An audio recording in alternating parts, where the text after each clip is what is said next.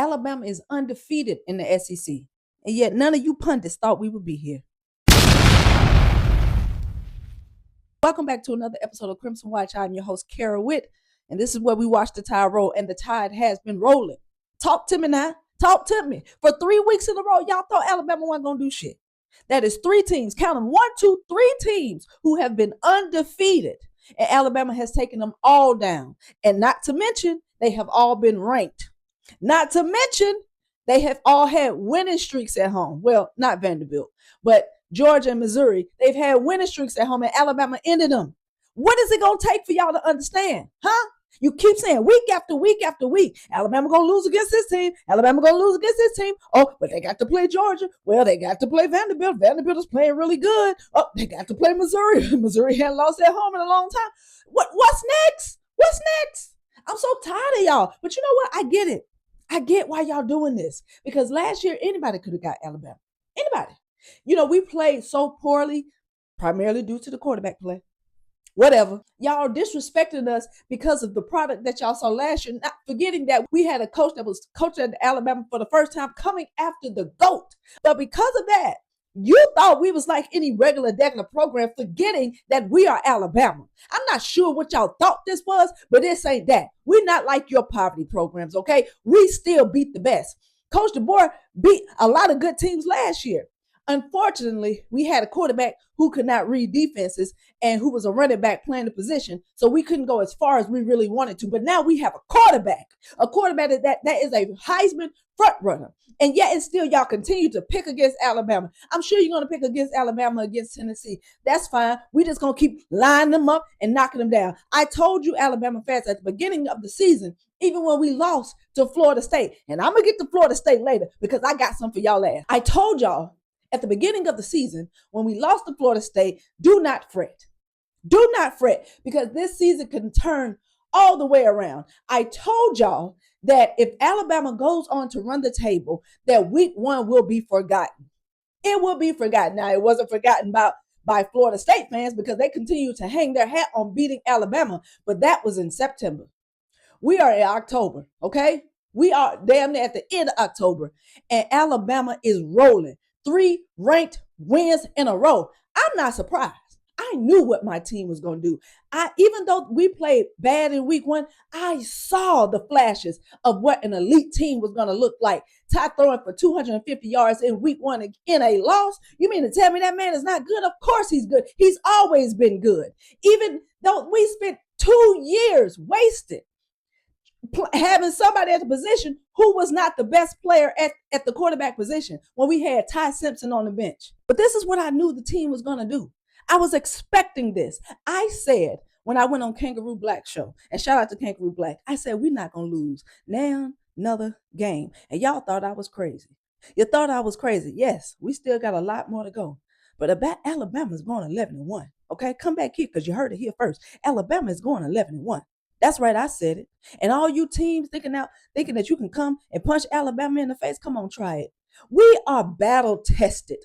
I knew when we played Missouri this past weekend, I knew it was going to be a hard-fought game. But I wasn't impressed with Missouri because they hadn't played nobody. See, Alabama, you are the ones allowing these teams to think that they can play with you because you're not closing out games. You're not putting these bums away when they need to be put away. We got to be more efficient in the red zone and making sure that we can punch that ticket so these teams can stop getting on the internet saying, oh, we beat ourselves. Oh, we had all the chances to win. And another thing, when have all these teams have gotten so cocky now? They are forgetting who they are playing against. For some reason, every time they lose against Alabama this year, they get their coaches get up there and say, oh, my guys are just hurt and we're just really disappointed. Disappointed in what? What were you expecting to do? Did you really think that you were going to beat Alabama?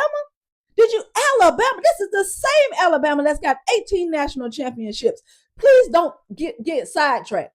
We had Coach Nick Saban for 17 years. Yes, we did. But we were winning national championships before Nick Saban got there, okay? We won one national championship in 1992. Please don't think that the championships are going to stop just because Nick Saban is not there. Please don't think the winning is going to stop because he's not there. That we still are Alabama and you still lose to that Alabama. So I'm not sure why you're so hurt, as if you have been beating Alabama consistently. In fact, what you have been doing is you have been losing to Alabama consistently. So Missouri head coach, Vanderbilt head coach, Kirby Smart, I don't even know why y'all be upset when you lose to Alabama. This is business as usual. You should be used to this by now. So all this cockiness, all this ammo that y'all got in y'all chest every time y'all get ready to play Alabama, these people are expecting to come into Tuscaloosa and beat us.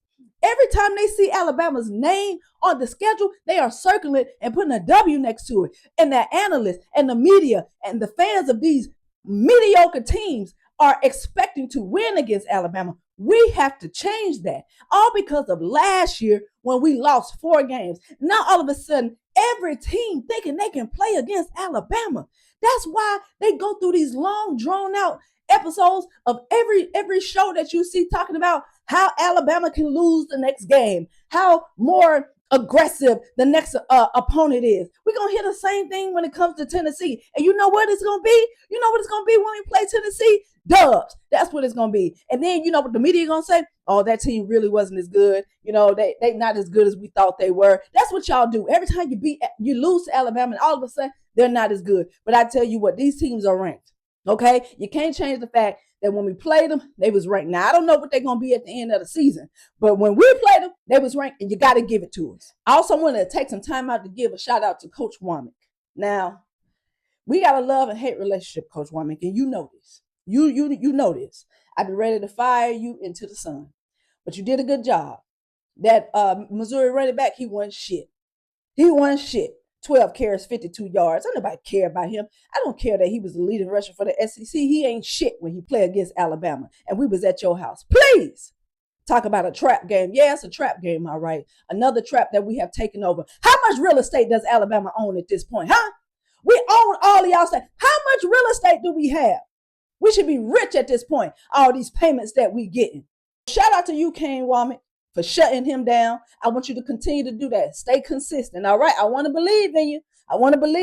But you got to give me something to believe in. Do the thing against Tennessee, because Tennessee puts up a lot of points, and we're going to have to learn how to put up some damn points, because we're not averaging a lot of points per game because we don't know how to close. We don't know how to put bums away. Tennessee's quarterback is going to be the first quarterback that we have played that can actually put up points. We have not played one good quarterback except for Florida State, and we lost that game. Georgia does not have a quarterback that can pass. Vanderbilt doesn't have one. Missouri doesn't have one. So we have been really skating by and surviving because of bad quarterback play on the opposing team's part.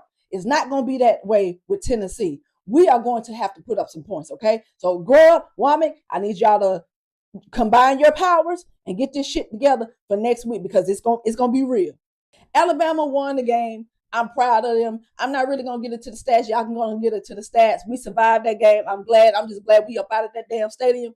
We focus on Tennessee. But let's talk about what has happened around the SEC, because there were a lot of other struggling games that I was watching. Texas and Oklahoma. Let me tell you something. Texas, y'all not back. Don't get too beside yourself. Their quarterback was hurt. He was injured.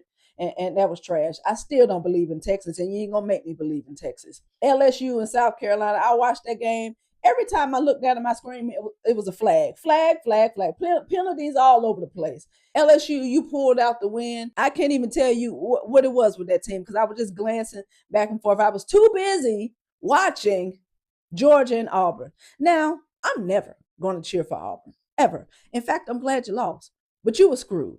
You were screwed, okay? You should have been awarded that touchdown. But you know what? It's y'all fault. Tell your quarterback to hold on to the damn ball at the end of the day. I don't know what play that was, but it doesn't matter. That game was stupid. The officials, I don't know what kind of game they were calling. That was trash. But you know what, Auburn? You had no offense. You had 10 points for the longest. And the fact that y'all could not score, that's your fault. If y'all were more efficient and effective on offense, maybe you wouldn't have to complain so much about the refs. Maybe if Cam Coleman was as good as y'all say he was, Maybe y'all could have scored more than 17 points. You should have had 24 points. Georgia is not good. Their defense is not good. I said it on Twitter. I said they are a shell of what they used to be. Y'all don't scare nobody. You're not intimidating to nobody. I see at least 2 losses in your future because that shit that y'all pulled was some trash. Kirby Smart, you are a cheater, pumpkin eater, and you know damn better. You know you call that damn timeout. But you know what? It is what it is. I guess the Jordan Hare curse has flipped on Auburn now. Maybe Jordan Hare hates y'all because y'all hadn't been winning. I don't know. It doesn't matter to me. You lost. You're our rival, and I'm happy either way. Georgia, we done already beat your ass. The other teams, y'all just need to go ahead and do what Auburn could not do. I guess, everybody can't beat Georgia. Alabama cannot relate. That's all I got for y'all today. I just want to make sure that I brought y'all a video to tell them heads to shut the hell up. Okay? You keep waiting. You keep waiting for Alabama to lose. We ain't losing no more. I said it. We ain't losing no more. We going to the SEC championship and we gonna hit them playoffs. Period. Roll damn Tide.